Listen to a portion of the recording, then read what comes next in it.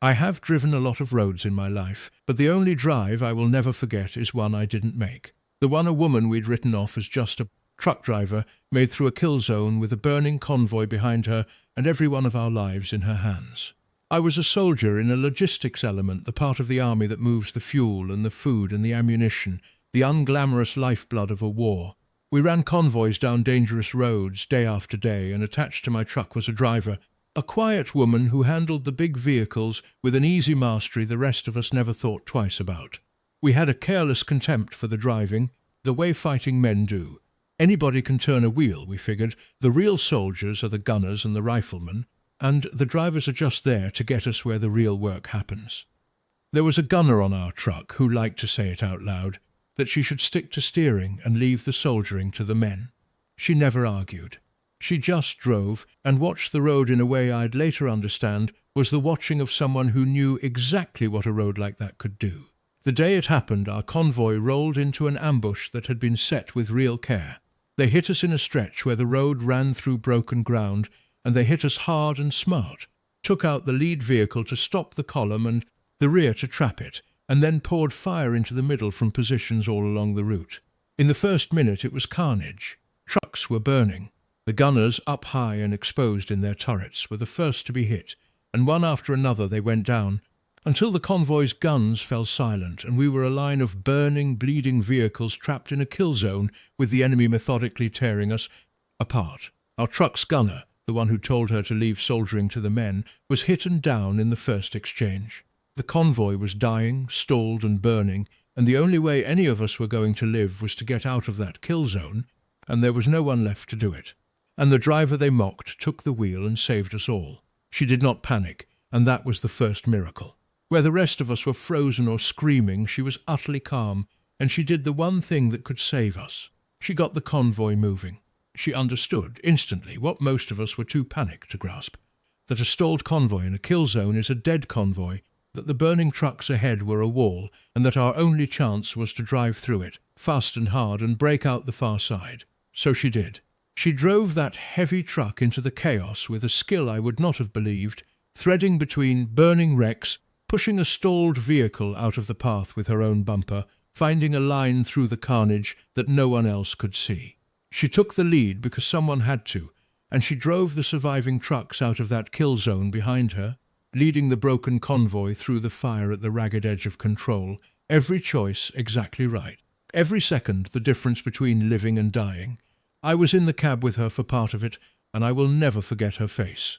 The rest of us were coming apart, shouting, ducking, certain we were about to die, and she was simply working, her eyes moving constantly, reading the road and the wrecks and the gaps, her hands steady on the wheel, her voice when she spoke low and clear.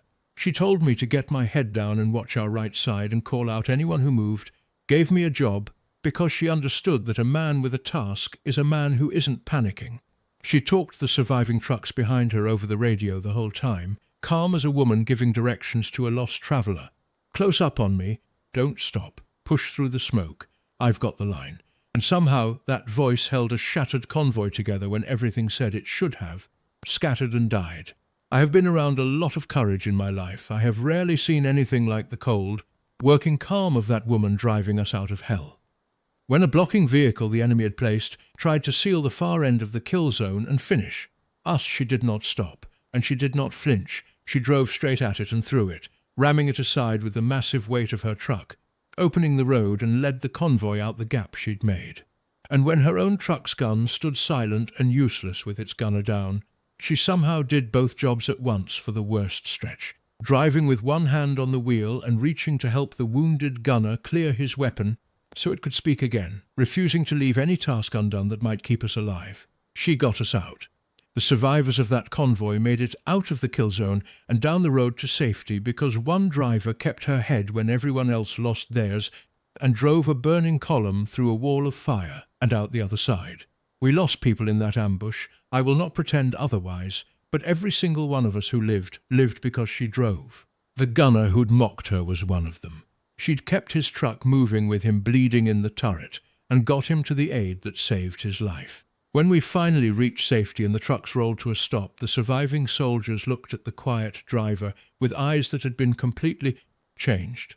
We had just watched her do the most important piece of soldiering any of us had ever seen, with a steering wheel instead of a rifle. The gunner, patched up and pale, went to find her, and he could barely speak, and what he managed was that he'd been a fool, that he'd told her to leave the soldiering to the men, and she'd just out-soldiered every man in the convoy, and that he owed her his life. She accepted it quietly and asked after the other wounded. I asked her, weeks later, how she had stayed so calm with the convoy burning around her. She thought about it the way she thought about everything, unhurried, and then she said that driving was the one thing in that ambush she could actually control, so it was the only thing she'd let herself think about. She couldn't stop the bullets, she said, and she couldn't bring back the men who were already gone, but she could keep the wheels turning and find the line through the wrecks. And so that was the entire world for those few minutes. The wheel, the road, the gap. Panic is just your attention running everywhere at once, she told me. I don't let mine. I put it on the one thing I can change, and then the next thing. That's all driving a kill zone is. The next 10 feet, and then the next 10 feet. I have driven a lot of hard roads since on that single piece of advice. I learned after what the truth had been. That she was no mere driver who'd gotten lucky, but a superb one. Trained and experienced in exactly the kind of evasive, aggressive driving that saves convoys, that the easy mastery I'd mistaken for nothing special was in fact a deep and deadly skill. She had let us dismiss the driving because arguing was a waste of breath. The ambush settled it. The road always does. I have thought about that drive for the rest of my life. We had decided that turning a wheel wasn't real soldiering, and we were wrong, and most of us would be dead for being wrong if not for a driver who turned a burning trapped convoy into a breakout by sheer skill and nerve. I tell young soldiers about her, especially the ones who look down on the people who drive and haul and keep the army moving. I tell them about the kill zone and the silent guns and the driver who took the wheel and led us out through the fire. And I tell them the things she taught me without ever once raising her voice. That soldiering is every skill that keeps people alive under fire, not just the ones that involve a trigger, and that the quiet driver you've decided isn't a real soldier, maybe the one whose hands on the wheel carry you out of the worst moment of your life. Her hands carried us out. I never called anyone just a driver again, and I never will.